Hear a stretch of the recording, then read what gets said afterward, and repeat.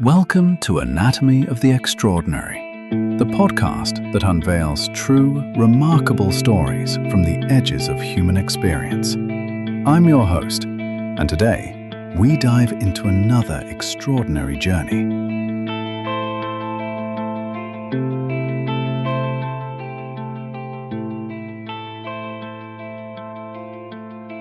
Imagine just stepping outside tonight. You look up, and the night sky is exactly as it has been for hundreds of thousands of years, right? It's this canvas for mythology. It's used for maritime navigation. Agricultural calendars. Exactly. It's completely silent, and it feels profoundly untouchable. But if you were standing outside on a crisp October night in 1957, and you were holding a shortwave radio tuned to 20.005 megahertz, you would hear something that permanently shattered that ancient silence. Yeah. You'd hear a rhythmic, piercing pulse. Beep, beep, beep. And that sound, you could argue it's the sharpest dividing line in human history. It's Right. the sound of an artificial sphere, which was, no larger than a beach ball, moving at 18,000 miles per hour in low Earth orbit. Sputnik 1. But the reaction wasn't what we'd like to think it was it? No, not at all. When we analyze the declassified internal memos from the Eisenhower administration and the Pentagon from those autumn weeks, we don't see wonder. We see absolute paralyzing dread. Because of the delivery mechanism. Exactly. For this deep dive, we are pulling from a massive stack of source material. We've got NASA historical documents, Wikipedia records on the Apollo and Soviet programs, economic analyses from the Planetary Society. We also have German historical texts detailing the Cold War's technopolitical landscape and some really comprehensive debunks of moon landing conspiracy theories. Right, and our mission today is to unpack all of this, to look at one of the most monumental, paradoxical, and just fiercely debated achievements in human history. The space race and the Apollo moon landings. Because while you might think you know the story of Apollo 11, the behind-the-scenes reality reads like a geopolitical thriller. We're talking captured wartime scientists, political desperation, and near-catastrophic failures. It's intense. And it starts with that dread you mentioned. The documents make this incredibly clear. The American public and the military brass, they were not terrified of a 184-pound aluminum sphere. No. They were terrified of the R-7 Semyorka booster rocket that actually put it there. Right, because if you understand the physics of orbit, you realize why this was an absolute nightmare. Orbiting isn't just about going high up. Right, it's about going sideways. Going sideways fast enough that as you fall back toward Earth, you continuously miss the ground. It's falling with style, essentially. Yeah, a terrifying style. If the Soviet Union possessed a machine capable of throwing a payload sideways at 18,000 miles per hour over the curvature of the Earth, they possessed a machine that could lob a thermonuclear warhead into the center of Washington, D.C. Or Chicago, or New York. The geographic isolation that had protected the United States through 2 world wars it evaporated overnight. It's just gone. That is the crucial context that strips away the romanticism we usually apply to the space age. The catalyst for human expansion into the cosmos wasn't some inherent noble thirst for exploration. No, it was survival. It was an urgent requirement for survival in a nuclear standoff.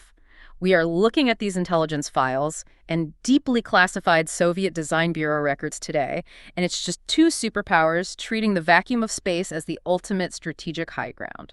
What fascinates me most when digging into these early documents is the stark contrast in how the 2 nations actually structured their response to this sudden crisis. Yeah, the management styles were completely opposite. Right, you had the U.S. response, which was highly publicized and remarkably fragmented in those early days. They had Project Vanguard, which was a civilian-led, Navy-backed scientific endeavor. Tied to the International Geophysical Year. Exactly. It was meant to be this transparent display of scientific prowess. Yeah. But the Soviets, they approached this with the totalizing secrecy of a military black operation. The secrecy was so complete that the architect of the Soviet triumph wasn't even known to his own country. Wait, really? Yeah, Sergei Korolev. He was merely referred to in state communications as the chief designer. His identity was a literal state secret until his death in 1966. That is wild. And Korolev is a remarkable figure because his original ambition actually aligned more with the American Vanguard project. He wanted to launch Object D, which was this massive, highly instrumented scientific observatory. But the Cold War gets in the way. Right. As 1957 progressed, Soviet intelligence suggested the Americans might beat them to the punch. So the political machinery just forces his hand. The records show the Kremlin essentially ordering him to strip away the science. They didn't care about measuring the ionosphere. No, they cared about the psychological impact of being first. So Korolev pivots. He designs a stripped-down lightweight sphere, literally just a radio transmitter and a pressurized shell, and straps it to that R-7. And less than a month later, before the U.S. can even process the strategic implications of Sputnik 1, Korolev launches Sputnik 2. And this time, it isn't a 184-pound transmitter. It is a 1,120-pound capsule. And it has a passenger. Right. It's carrying a living organism, the dog, Laika. The telemetry data from Sputnik 2 completely rewrote the Pentagon's threat assessment. Right. I mean, if you can keep a biological system alive, monitor its heart rate, and sustain atmospheric pressure while lifting over 1,000 pounds into orbit. You have unequivocally mastered heavy-lift ballistics. There's no debate. So the U.S. attempts to answer this with their Public Vanguard rocket in December of 1957. And you can watch the archival footage of this. It's agonizing. It really is. It lifts, 4 feet off the pad? Barely 4 feet, yeah. Then it loses thrust and it just detonates in a massive fireball on live national television. The press called it Flopnik. Yeah, or Kaputnik. The psychological devastation for the U.S. was absolute, which forces the United States to abandon the purely civilian facade and turn to the only team capable of matching the Soviet thrust. The team housed at the Army Ballistic Missile Agency at the Redstone Arsenal in Alabama. Led by Wernher von Braun. And this requires us to look directly at the foundational bedrock of both the U.S. and Soviet aerospace programs, which is, well, it's incredibly dark. It's the uncomfortable truth of the space race. Right. Because to understand von Braun and to understand the R-7 rocket Korolev used, you have to look at the ruins of the German Army Research Center at Peenemünde on the Baltic coast in 1945. The V-2 missile program. Towards the collapse of the Third Reich, Nazi Germany had developed the world's first long-range guided ballistic missile, the Aggregate 4, known universally as the V-2. And this wasn't just a slight upgrade in artillery. No, it was a liquid propellant rocket that achieved what was previously thought impossible: supersonic flight at the edge of space. And they used it to rain devastation down on London and Antwerp. When the Allied forces closed in, both American and Soviet intelligence recognized that the V-2 was not just another weapon, it was a paradigm shift in warfare. It bypassed traditional air defenses entirely. You couldn't shoot it down, it came from space. Exactly. So what followed wasn't just a military occupation of Germany, it was an aggressive, systematic intelligence sweep to capture the intellectual property and the human capital behind those rockets. And the documentation on this is extensive in our sources. The United States authorized Operation Overcast, which was later renamed Operation Paperclip. Right. The objective was to secretly recruit German scientists and technicians, bringing them to the U.S. specifically to deny their expertise to the Soviet Union. It was a heist, a geopolitical hostile takeover involving human beings. And Wernher von Braun and his core team strategically orchestrated their surrender to American forces. They anticipated that the U.S. would offer the immense industrial resources necessary to continue their ultimate goal, which was spaceflight. But we have to be clear about who these men were. The historical records detail the transfer of roughly 1,600 German scientists, engineers, and technicians to American soil. Yes. And the raw historical data we are looking at is unambiguous regarding their backgrounds. Yeah. Many held prominent positions within the Nazi Party. Right. Arthur Rudolph, who had become the project director for the Saturn V rocket, had managed production at the Mittelwerk underground factory, and that factory utilized forced labor from the Dora Mittelbau concentration camp. Which is horrifying. And then there's Kurt Davis, who became the first director of NASA's Kennedy Space Center. He was a former member of both the SA and the SS. It's a profound moral compromise, but the Soviet Union executed a remarkably similar strategy. Yeah, Operation Osowieckim. Exactly. In 1946, Soviet forces moved through their occupation zone, dismantled entire V-2 manufacturing facilities, and just placed thousands of German specialists and their families onto trains heading deep into Soviet territory. Just packed them up in the middle of the night. Pretty much. And this expertise was funneled directly to Korolev's design bureau to reverse engineer the V-2, which became the Soviet R-1 missile. The geopolitical calculus here is just stark. I look at these intelligence memos, and the underlying logic is brutally clear. Both Washington and Moscow assess the value of the V-2 technology, which U.S. military intelligence estimated to be worth roughly $10 billion in patents and processes, as critical to their national survival. Right. The moral complications were secondary. The impending Cold War dictated that whoever controlled the stratosphere would dictate the terms of global power. That technological imperative overrode everything else. Are we essentially saying that the glorious space age is just a rebranded offshoot of World War II weapons development? It is the defining paradox of the era. The technology that eventually carried human beings to the Sea of Tranquility was a direct, linear descendant of a weapon system designed to devastate urban centers. Wow. But the divergence in how the two nations utilize these architects is fascinating from a systems architecture standpoint. The Soviets eventually integrated the German knowledge and then basically sent the scientists home, relying on Korolev's native engineering genius. Well, the United States leaned in hard. They placed von Braun at the very center of their program. He became an incredibly effective public relations tool. He really did. The open society in the U.S. required public buy-in. You couldn't just do this in secret like Korolev. Right, so von Braun is on television with Walt Disney, explaining orbital mechanics using beautiful animations. He is writing articles for Collier's magazine, outlining blueprints for space stations and lunar landers. He is selling a romantic vision of the future to a public that is deeply, deeply terrified of the present. But as you know, public relations and visionary articles do not put hardware into orbit.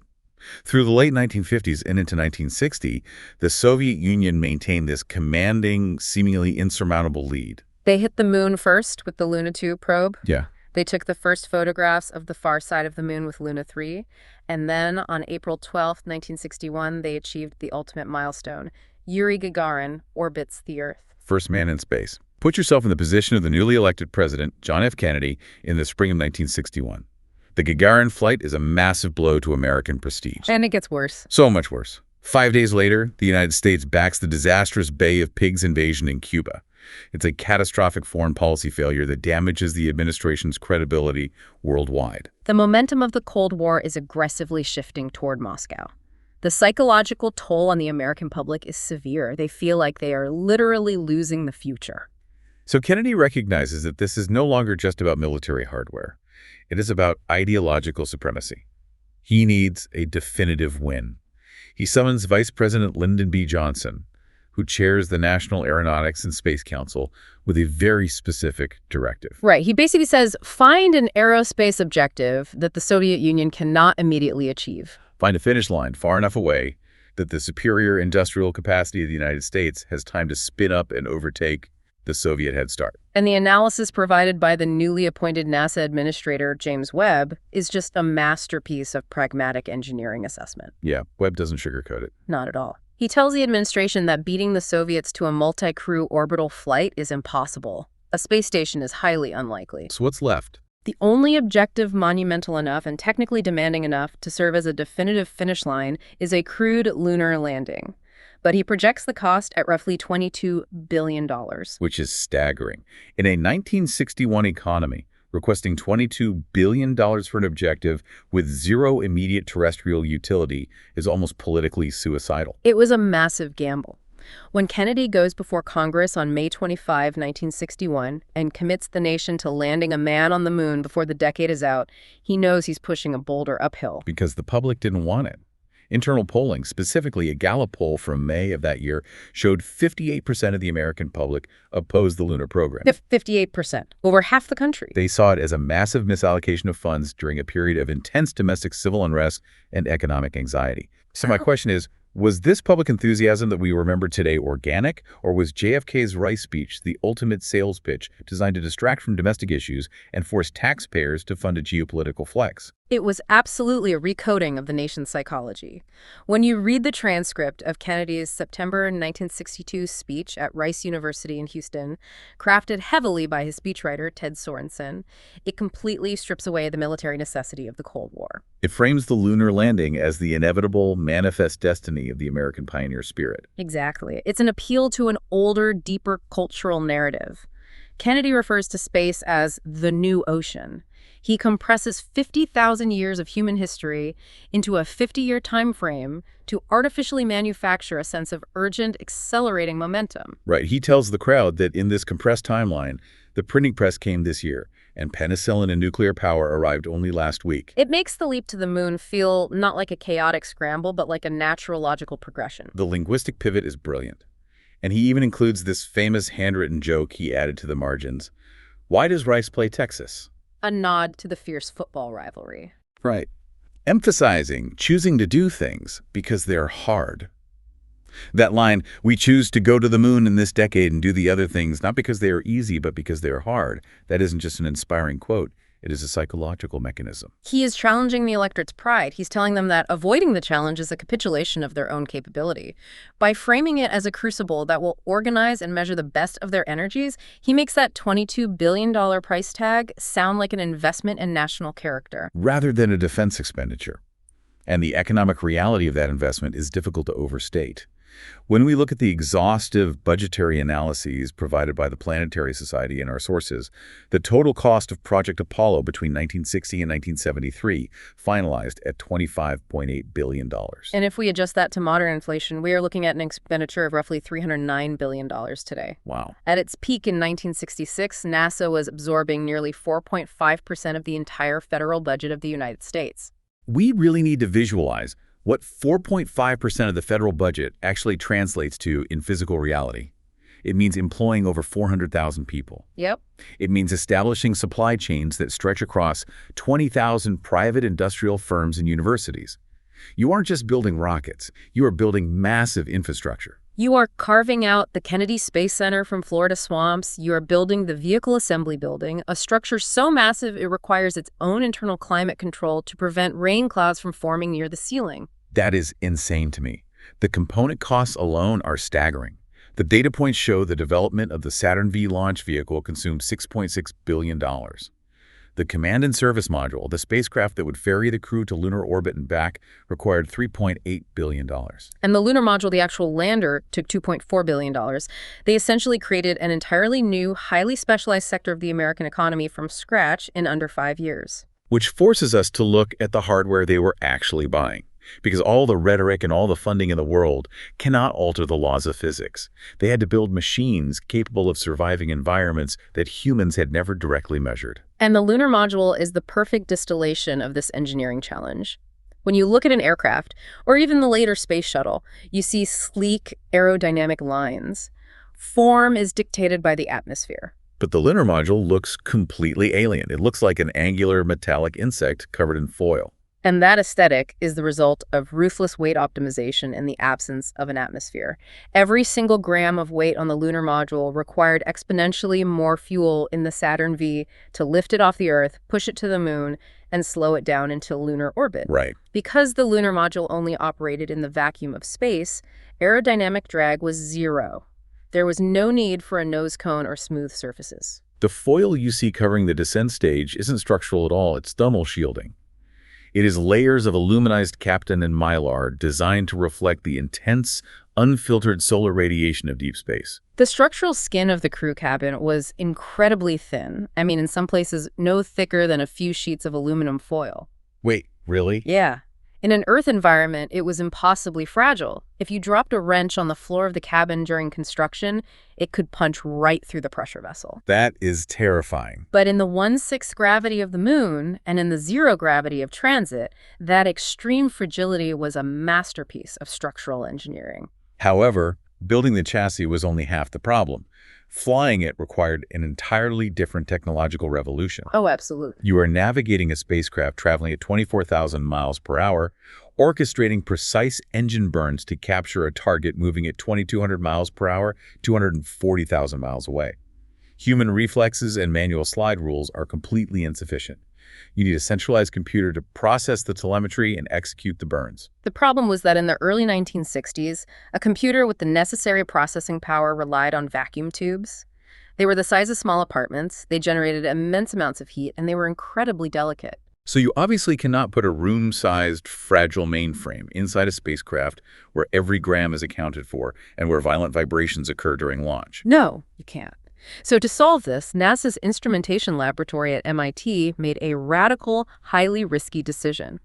They abandoned vacuum tubes entirely and turned to an emerging, largely untested technology. Silicon-integrated circuits. Yes, utilizing metal oxide semiconductor field effect transistors, or MOSFETs. Okay, break that down for us. Well, instead of using a glass tube to manipulate a beam of electrons through a vacuum, you use the atomic properties of silicon. By introducing impurities, which is called doping the silicon, you can dictate exactly how and where electrons flow across a microscopic slice of rock. So you can create switches and logic gates with zero moving parts, zero vacuums, and a fraction of the heat. Precisely. The Apollo Guidance Computer, the AGC, was the first computer in the world to rely heavily on these integrated circuits.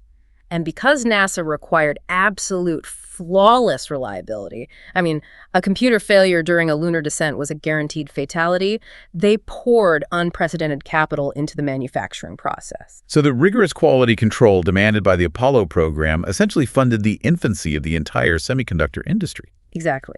At one specific point in 1963, the Apollo program was consuming 60% of the entire U.S. supply of integrated circuits. They forced the mass production techniques that brought the cost of microchips down and the reliability up, paving the way for the digital revolution. But this relentless drive toward the end of the decade deadline, this pressure to invent new sciences on demand, generated immense friction. When you push complex systems past their theoretical limits in a compressed time frame, the margins for error just vanish. And that vanishing margin manifested tragically on January 27, 1967, Apollo 1. When I read the accident reports from the Apollo 1 fire, what stands out to me isn't a single catastrophic failure, but a chain of normalized risks. It's usually how these things happen. The crew, Gus Grissom, Ed White, and Roger Chaffee, were conducting a plugs-out pre-flight test on the launch pad. The command module was pressurized with a pure oxygen atmosphere. And from a purely thermodynamic standpoint, an atmosphere of pure oxygen at higher than atmospheric pressure is an incredibly dangerous environment. Because oxygen fuels fire. Right. Oxygen itself doesn't burn, but it lowers the ignition point and exponentially increases the burn rate of any combustible material. Materials that might merely smolder in normal air will combust explosively in pure oxygen. The engineers knew this, but a pure oxygen system was lighter and simpler than a mixed gas system, saving crucial weight. It was a trade-off. And then a spark, likely from frayed wiring near the environmental control unit, ignited. In that pure oxygen environment, the fire spread with terrifying speed. The pressure inside the cabin spiked instantly. And the hatch design, it was a complex inward-opening mechanism that required a multi-step process to release. And with the internal pressure significantly higher than the outside atmosphere, the hatch was essentially sealed shut by physics. The crew was trapped, and they perished within seconds from toxic gas inhalation and burns. It's just devastating. The Apollo 1 tragedy forced a massive, brutal reckoning within NASA. The entire program was suspended. Congressional investigations scrutinized every aspect of the project. The spacecraft was completely redesigned. They replaced flammable materials with self-extinguishing synthetics like beta cloth. They developed a unified outward opening hatch that could be released in 3 seconds. And they transitioned to a mixed nitrogen-oxygen atmosphere for ground tests. The pause allowed them to correct deeply embedded structural flaws, but it nearly cost them the schedule. And the spacecraft wasn't the only system fighting the laws of physics. The launch vehicle itself, the massive Saturn V, was dealing with an incredibly destructive fluid dynamics problem known as pogo oscillations. When I first saw that term, pogo oscillations, it sounded trivial, like a toy. Yeah. But it is anything but. No, it's terrifying. Pogo oscillation is a severe longitudinal instability. When you have a massive rocket accelerating, the turbopumps are forcing thousands of gallons of cryogenic liquid oxygen and refined kerosene into the combustion chambers every single second. Okay. If there is a slight surge in engine thrust, the rocket accelerates abruptly. Because of inertia, the massive column of fluid in the propellant lines resists that sudden acceleration, momentarily creating a low-pressure void at the pump inlet. So the pump starves for a fraction of a second and thrust decreases. Exactly. The rocket decelerates. But now the column of fluid catches up and slams into the pump, a massive fluid hammer effect. The pump is flooded with overpressurized fuel, thrust spikes massively, the rocket surges forward again, and the cycle repeats. It creates a self-amplifying resonance, a violent bouncing motion along the vertical axis of the rocket. During the uncrewed Apollo 6 test flight, the pogo oscillations were so severe they tore panels off the lunar module adapter and caused 2 of the second-stage engines to shut down prematurely. Had a crew been aboard, the vibrations could have severely injured or killed them, or torn the vehicle apart entirely. So how did they fix it? Solving this required complex physical damping systems, essentially shock absorbers filled with helium gas, integrated directly into the massive propellant lines to break the resonance cycle. So the United States is battling these monumental engineering hurdles. suffering tragic losses and hemorrhaging billions of dollars. And from the outside, the assumption was that the Soviet Union, with their early head start, was steadily marching toward the moon. Right. The U.S. thought they were losing. But the declassified documents from the Soviet design bureaus reveal a completely different reality. The Soviet lunar program was quietly imploding. The disparity between the public perception of Soviet technological dominance and their internal reality is one of the greatest illusions of the Cold War. It really is. The United States succeeded precisely because they treated Apollo as an integrated, heavily centralized systems engineering problem. The Soviet Union failed because their aerospace industry was fundamentally fractured. First of all, the political directive was delayed. While Kennedy committed the U.S. in 1961, the Soviet Politburo did not officially sign the decree to land a man on the moon until August of 1964. They gave away 3 critical years. And when I look at the resource allocation in our sources, it's clear why. The Soviet economy, while massive, was severely strained. The military-industrial complex was simultaneously demanding resources for a massive buildup of intercontinental ballistic missiles to match the American arsenal. And the Navy was demanding resources for a new fleet of nuclear-armed submarines. And the civil aviation sector was pouring capital into the Tu-144, the supersonic passenger jet meant to rival a Concorde. The lunar program was fighting for the scraps of an overextended economy. It was like 2 rival startups. The U.S. poured infinite venture capital into one single, massive, focused company, NASA. Right. While the Soviets created 5 different underfunded departments and made them fight each other for scraps. That's a perfect analogy. The fatal flaw wasn't just financial, it was structural. NASA had James Webb and a clear hierarchical chain of command.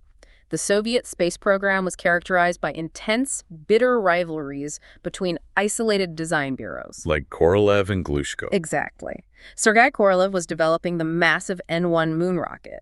But Korolev needed engines of unprecedented power for the first stage. And the premier engine designer in the Soviet Union was Valentin Glushko. But they hated each other. They despised each other. The historical roots of this rivalry are incredibly dark. During the Stalinist purges of the late 1930s, Glushko had provided testimony against Korolev, which contributed to Korolev being sentenced to a brutal gulag in Siberia, where he nearly died of scurvy. And decades later, they are expected to collaborate on the most complex machine ever built. The collaboration was impossible.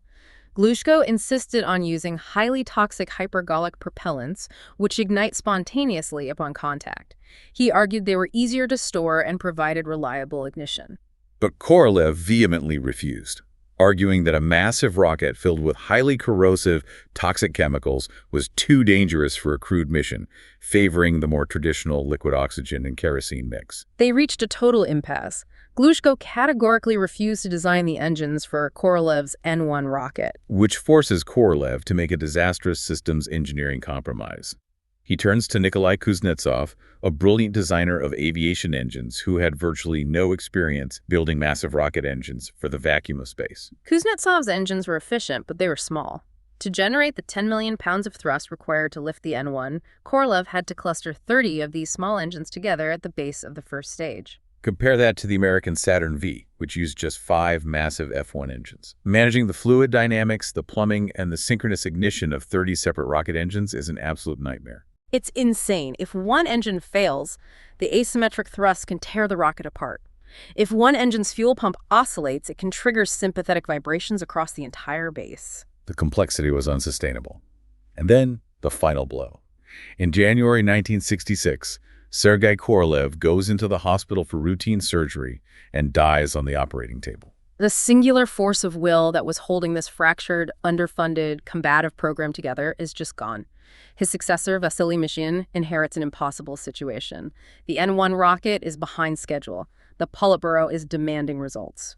So in a desperate attempt to catch up, the Soviets bypass essential testing protocols. Right. The Americans built massive, heavily instrumented test stands in Mississippi to fire the Saturn V stages on the ground, identifying and fixing dynamic flaws before flight. The Soviets simply didn't have the funding or the time to build a test stand for the massive N-1 first stage. Their testing protocol was essentially to launch the rocket and see what failed. And between 1969 and 1972, they launched 4 uncrewed N-1 rockets. Every single one resulted in a catastrophic failure. The second launch, in July 1969, suffered an engine failure just seconds after liftoff. The massive rocket fell back onto the pad, detonating with the force of a small, tactical nuclear weapon, completely vaporizing the launch complex and effectively ending the Soviet lunar dream. They even attempted a parallel project known as the Zond program, right? A bluff to salvage some prestige. Yeah, the idea was a highly risky circumlunar flight, sending an uncrewed probe to loop around the moon and return without landing, just to beat the Americans to the vicinity of the moon and humiliate the U.S. crewed mission. But catastrophic failures in the Proton launch vehicles and the return capsules scrubbed those efforts as well. The path was clear for the United States. And the United States seized it with a sequence of missions that remained difficult to fully comprehend, even with the data right in front of us. Let's analyze the mechanics of Apollo 8 in December of 1968. When you read the flight plans for this mission, the audacity is chilling. It was the first time human beings would ride the Saturn V rocket. It was the first time they would leave the gravitational dominance of low Earth orbit. The critical maneuver was the translunar injection, or TLI. The third stage of the Saturn V had to reignite in the vacuum of space and accelerate the command module from orbital velocity 17,500 miles per hour up to roughly 24,200 miles per hour. That is escape velocity. And the margins were unforgiving. If the burn is too short, you fall back to Earth. If the burn is slightly off trajectory, you miss the moon entirely and are cast out into a solar orbit with zero possibility of rescue. Frank Borman, Jim Lovell, and William Anders execute the TLI flawlessly. They cross the cislunar void, and they have to perform the lunar orbit insertion burn. They have to fire their service propulsion engine to slow down just enough to be captured by the moon's gravity. And the orbital mechanics dictate that this critical engine burn must happen on the far side of the moon, entirely out of radio contact with Earth. Right. If the engine fires for too long, they crash into the lunar surface. If it fails to fire, they slingshot off into deep space. The tension in mission control must have been unbearable. But the telemetry confirmed success when they emerge from behind the moon. And it is on their fourth orbit that William Anders captures the Earthrise photograph. That photo. Looking at the optics of that moment, humanity saw itself for the very first time from the outside. A fragile, brilliant blue sphere suspended in an infinite, hostile black void. The cultural impact of that single image, capturing the entirety of human existence against the desolation of the lunar horizon, fundamentally shifted the global consciousness regarding environmental vulnerability. It proved the navigation, communications, and life support architecture functioned perfectly in deep space, and it laid the precise operational groundwork for July 1969, Apollo 11. The descent of the lunar module, the Eagle, to the Sea of Tranquility is a masterclass in dynamic problem solving.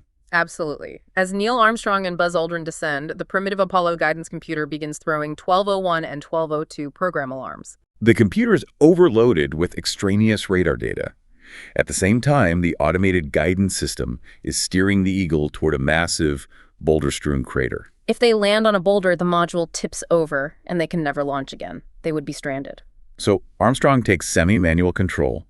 He is translating the vehicle horizontally across the lunar surface, searching for a smooth landing zone. The fuel is draining rapidly. They are deep into the red lines. He finds a clear patch and brings the descent engine down. And as the engine plume hits the surface, it kicks up a massive radial sheet of lunar dust. Because there is no atmosphere to suspend the dust into a cloud, it shoots outward in perfectly straight ballistic trajectories, completely obscuring Armstrong's visual reference to the ground. He has to land based on instrument readings and a profound intuitive feel for the vehicle's momentum. And then, Houston, Tranquility Base here. The Eagle has landed. They step out. They collect 21.55 kilograms of geological samples. They deploy the ALSEP science package, which includes a passive seismometer to measure moonquakes, and a laser-ranging retroreflector that allows scientists on Earth to bounce lasers off the moon to measure its precise distance down to the millimeter. An instrument still in use today. They achieve the impossible. 12 men ultimately walked on the moon across 6 successful landings, ending with Apollo 17 in 1972, and then the geopolitical winds shifted. The finish line was crossed. The Soviet threat in space was effectively neutralized. The immense 4.5% federal budget allocation became politically indefensible. The remaining Apollo missions were canceled. The assembly lines for the Saturn V were shut down, and the tooling was scrapped. The infrastructure of deep space exploration was intentionally dismantled. We stopped. For over 50 years, Which brings us to a fascinating comparative analysis found in our modern space policy sources. Because we are returning. The Artemis program. Right. It represents humanity's next architectural push into deep space. And when you place the data of Apollo 8 from 1968 side by side with the upcoming Artemis II mission, slated for 2026, the contrast is deeply revealing about how our relationship with technology and risk has evolved. The hardware evolution is the most immediate difference. The Saturn V, adjusted for modern inflation, cost roughly $1.5 billion per launch. It was a marvel of bespoke analog engineering. But the core vehicle of the Artemis program, the Space Launch System, or SLS, carries an estimated operational cost of roughly $4 billion per launch. The cost has dramatically increased, which seems counterintuitive given our technological advancements. But when you examine the architecture of the spacecraft, you see where the complexity lies. Apollo utilized a strictly American-built command and service module. Artemis utilizes the Orion capsule, which is significantly larger and heavier, but crucially, it is integrated with the European service module. This isn't a nationalist race. It is a complex, multinational partnership requiring intricate systems integration across different space agencies. And the internal technology is generations apart. The Apollo guidance computer operated with essentially 72 kilobytes of read-only memory. The Orion spacecraft operates on a highly redundant, fault-tolerant network of flight computers utilizing modern aerospace processors. It features optical navigation systems, deep space laser communications for high-bandwidth data transfer, and automated life support monitoring systems that far exceed the manual, analog dials Borman, Lovell, and Anders relied upon. The crew profile is vastly different as well. Apollo 8 carried 3 white male military test pilots. Artemis II is commanded by Reed Wiseman, piloted by Victor Glover, with mission specialists Christina Koff and Jeremy Hansen. This mission will carry the first woman, the first black astronaut, and the first non-American representing the Canadian Space Agency into the deep space environment. And their orbital mechanics dictate a different profile. Artemis II will not enter lunar orbit like Apollo 8. It utilizes a highly precise free return trajectory. Right, after the translunar injection, the Orion capsule will essentially act as a boomerang.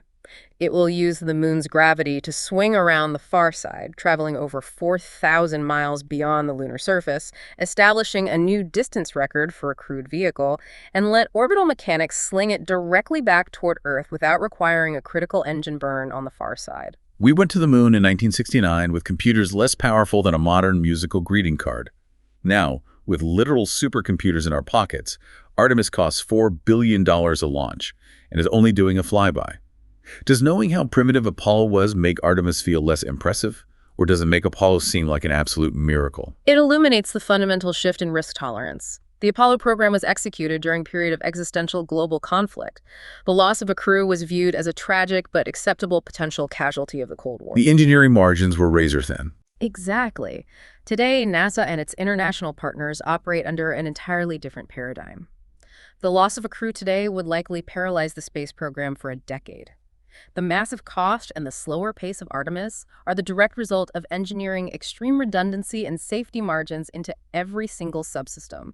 Artemis is not a sprint to plant a flag. It is the foundational architecture for a permanent, sustainable human presence on the moon, leading eventually to Mars. They refused to accept the risk levels of 1969. But the sheer audacity of those 1969 risk levels, the fact that they achieved a lunar landing with such primitive technology and extreme danger, created a fascinating, deeply bizarre psychological blowback. Right. The achievement was so monumental, so far outside the bounds of everyday human experience, that a significant portion of the global population simply refused to accept reality. The psychological phenomenon, the moon landing hoax stories. It is one of the most enduring and widely propagated conspiracy theories in modern history. And it didn't start immediately. When you track the historical emergence of these theories, the genesis is generally attributed to a specific publication in 1976. A man named Bill Kaysing self-published a pamphlet titled, "We Never Went to the Moon, America's $30 billion Swindle." Now, when you look at Kaysing's credentials, he held a degree in English. He was not a physicist or an aerospace engineer, but crucially, between 1956 and 1963, he worked as a technical writer and publications analyst for Rocketdyne. And they were the primary contractor that built the massive F-1 engines for the Saturn V. Right. That proximity gave him the illusion of insider authority. Casing utilized deeply flawed statistical assumptions to claim that the actual probability of a successful crewed lunar landing was mathematically negligible. Specifically, he calculated it at 0.0017%. He posited that NASA, realizing they could not meet Kennedy's deadline without killing the astronauts, opted to stage the entire sequence of events on a classified soundstage to secure the geopolitical victory and maintain their budget. This theory was violently accelerated in 1980 by groups like the Flat Earth Society, who introduced the specific narrative that NASA contracted Hollywood director Stanley Kubrick to film the fake landings. They argued that Kubrick's groundbreaking practical effects in 2001, A Space Odyssey, released in 1968, proved he possessed the technical capability to simulate the lunar environment. The myth even expanded to claim that Kubrick utilized highly specialized, exceptionally fast 50mm f/0.7 Zeiss lenses, originally manufactured for NASA, to shoot the fake footage in low-light sound stages. The timeline of that specific claim is easily debunked by basic film history, right? Yeah, Kubrick did acquire those Zeiss lenses, but he used them in 1975 to shoot candlelit scenes for his film Barry Lyndon, years after the Apollo program concluded. But the factual inaccuracies of the theories are secondary to the psychological terrain that allowed them to take root. You had to contextualize the mindset of the American public in the mid to late 1970s. The psychological terrain is fractured. The American public had just witnessed the prolonged, televised trauma of the Vietnam War, accompanied by revelations of systemic government deception regarding the conflict. That was immediately followed by the Watergate scandal, which resulted in the resignation of the president. Institutional trust in the federal government had collapsed to historic lows. The public was primed to accept the narrative that the government was capable of orchestrating massive, complex lies. And that skepticism has proven incredibly resilient. Modern sociological polling data included in our sources indicates that between 6% and 20% of Americans, depending on the specific survey, harbored doubts about the authenticity of the Apollo landings. Even more paradoxically, polls indicate that up to 28% of the Russian public believes the landings were fake. Which is profoundly ironic, given that the Soviet Union would have had the most to gain from exposing a fraud. But let's apply actual physical and optical science to the specific photographic anomalies that conspiracists point to as proof of a soundstage. Okay, let's do it. They pore over the high-resolution Hasselblad photographs taken by the astronauts, looking for mistakes. Claim number one is universally the lack of stars. The sky in the Apollo photographs is pitch black, devoid of celestial bodies. If space is filled with stars, why are they missing? This is a fundamental misinterpretation of photographic exposure mechanisms and the dynamic range of film. The lunar extravehicular activities, the spacewalks, took place during the lunar morning. The astronauts are standing on a highly reflective surface composed of light-colored regolith under the direct, unfiltered glare of the sun. So it's incredibly bright. Exactly. To properly expose a photograph of a brilliantly illuminated white spacesuit against a reflective surface, the camera's shutter speed must be very fast, often a fraction of a second, and the aperture stopped down. The faint, distant photons emitted by background stars simply do not have enough time or intensity to register on the silver halide crystals of the photographic film during that brief exposure. If you stand in a brightly lit football stadium at night and take a photograph with a fast shutter speed, the sky above the stadium will appear completely black, devoid of stars, for the exact same optical reason. That brings us to claim number two, which involves the physics of motion. Conspiracists point to video footage of the American flag planted by Apollo 11, noting that it appears to ripple and wave. Since the moon has no atmosphere, there is no wind. Therefore, they argue, the flag must be blowing in an air-conditioned soundstage. Again, they're misapplying terrestrial physics to a vacuum environment. NASA engineers were well aware that a standard flag would hang completely limp and unrecognizable in the absence of atmospheric support. They designed a specialized lunar flag assembly, which included a horizontal telescoping rod extending along the top edge of the fabric to hold it perpendicular to the pole. The rippling motion seen in the video occurs exclusively when the astronauts are physically interacting with the pole. They are violently twisting the pole back and forth to drive it into the compacted lunar soil. Exactly. When they twist the pole, kinetic energy is transferred into the fabric. On Earth, the dense atmosphere acts as a dampening agent. Air resistance quickly bleeds off the kinetic energy, and the flag stops waving shortly after you let go. But in the hard vacuum of the lunar surface, there is no atmospheric damping. The kinetic energy introduced by the astronauts has nowhere to dissipate except through the slow internal friction of the nylon fabric itself. Therefore, the free bottom corner of the flag swings back and forth like a pendulum for an extended period, creating the illusion of a breeze. The moment the energy fully dissipates, the flag becomes completely rigid and motionless, as seen in all subsequent photographs from the mission. Then there is the issue of the crosshairs, or the fiducial markers. The Hasselblad cameras were fitted with a glass plate inscribed with a grid of fine black crosshairs. These were used to calibrate distances and dimensions in the photographs. Conspiracists have found specific scanned images where a dark crosshair appears to pass behind a bright white object in the image, such as a component of the lunar module or the stripes of the flag. They claim this proves the objects were pasted into the photograph after the crosshairs were applied, revealing sloppy photo manipulation. This is an artifact of photochemistry and the scanning process, a well-documented phenomenon known as emulsion bleeding or blooming. The crosshairs on the plate are incredibly thin, roughly 1/10 of a millimeter. Right. When the camera captures a highly reflective, overexposed object, like a sunlit white surface, the immense concentration of light hits the film emulsion. Those intensely illuminated silver-haloid crystals scatter light to the immediately adjacent, unexposed crystals. The bright white area literally bleeds slightly past its actual optical boundary on the negative. If a bright white object is positioned directly behind the microscopic black crosshair, the overexposed white emulsion blooms over the thin black line, washing it out and creating the optical illusion that the line is behind the object. In first-generation, high-quality prints from the master negatives, the crosshairs are perfectly intact. My personal favorite, purely for its absurdity, is the legend of Una Ronald and the Coca-Cola bottle. According to conspiracy lore, a woman named Una Ronald in Perth, Australia, was watching the live television broadcast of the Apollo 11 spacewalk and clearly saw a glass Coca-Cola bottle roll across the dusty ground in the lower corner of her screen. A piece of garbage left by a careless stagehand. Exactly. It is a textbook example of an urban legend fabricated from whole cloth.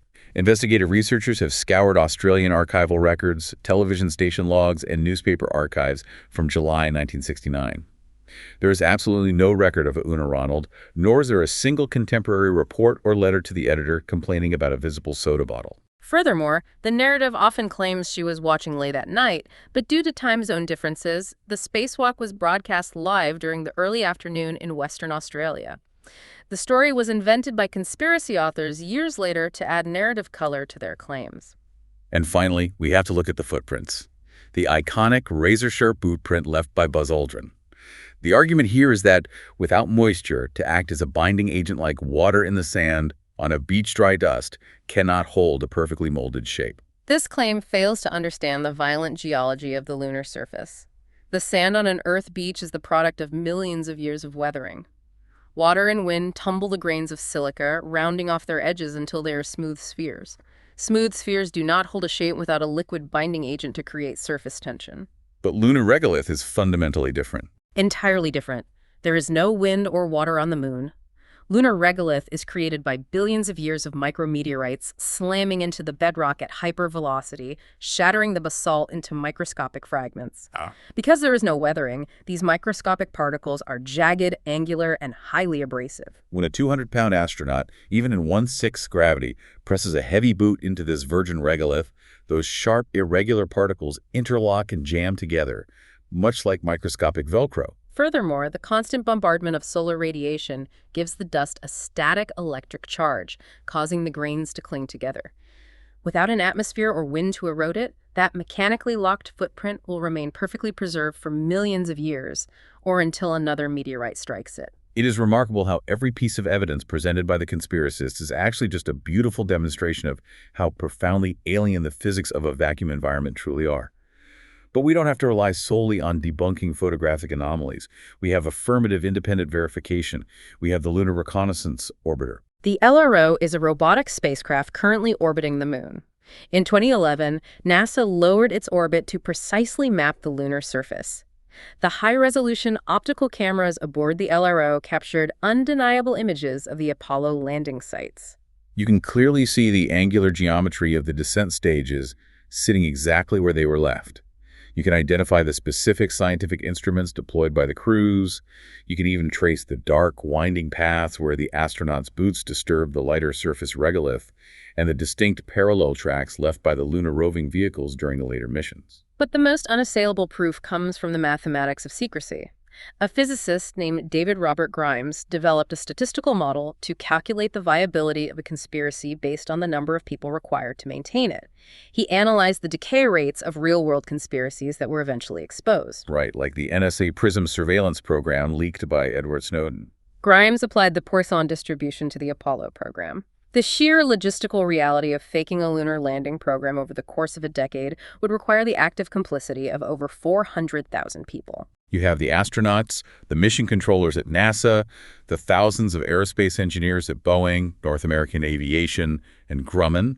You have the telemetry tracking stations spread across the globe in Spain and Australia. You have the geologists who examined the 842 pounds of returned lunar rock and confirmed its non-terrestrial isotopic signatures. Grimes calculated that based on human psychology, the inevitability of whistleblowers, and the probability of accidental leaks, a conspiracy requiring 411,000 individuals would collapse from the inside in exactly 3.68 years. It has been well over half a century. Anyone who has ever tried to keep a surprise party a secret with just 10 people knows how absurd this is. The idea that hundreds of thousands of people, including underpaid contractors who were laid off when the program ended, rival politicians and glory-seeking scientists, maintain absolute flawless silence for 50 years is statistically and fundamentally impossible. And we must not forget the most hostile witness of all, the Soviet Union. Oh, absolutely. During the Apollo flights, the Soviet military was actively tracking the spacecraft using massive radio telemetry facilities in Crimea and Ussurisk.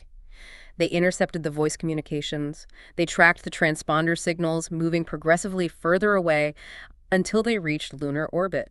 If the United States had faked the telemetry from a soundstage in Nevada, Soviet intelligence would have instantly detected the terrestrial origin of the signals.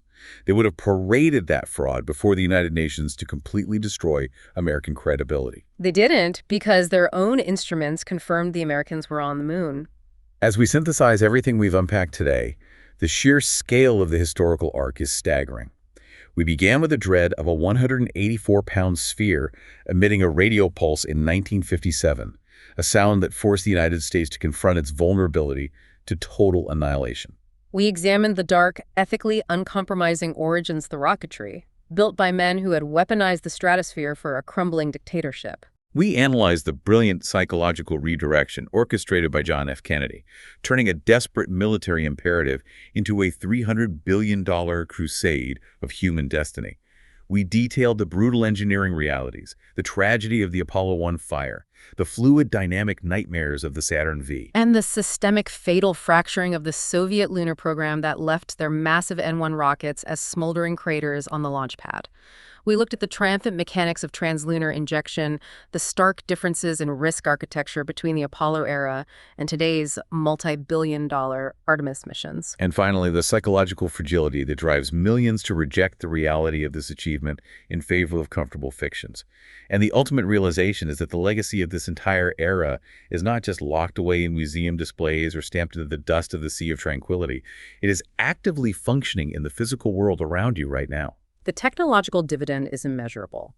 The requirement for absolute reliability and extreme miniaturization forced the creation of the modern world.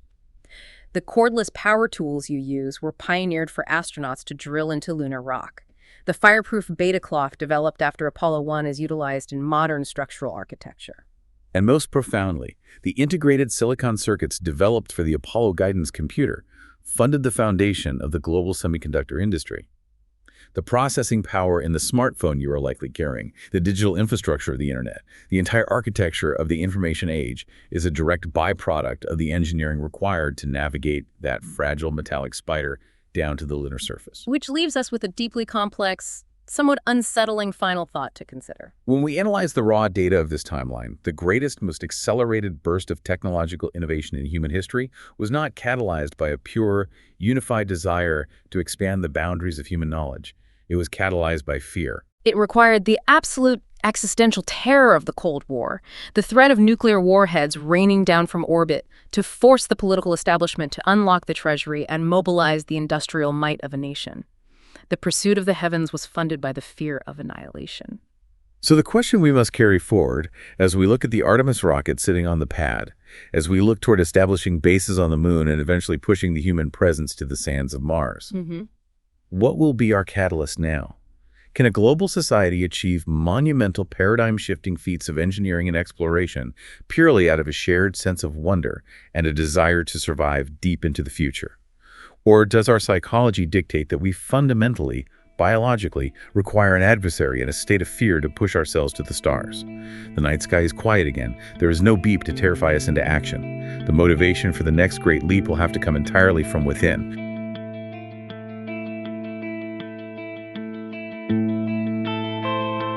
Thank you for joining us on this adventure.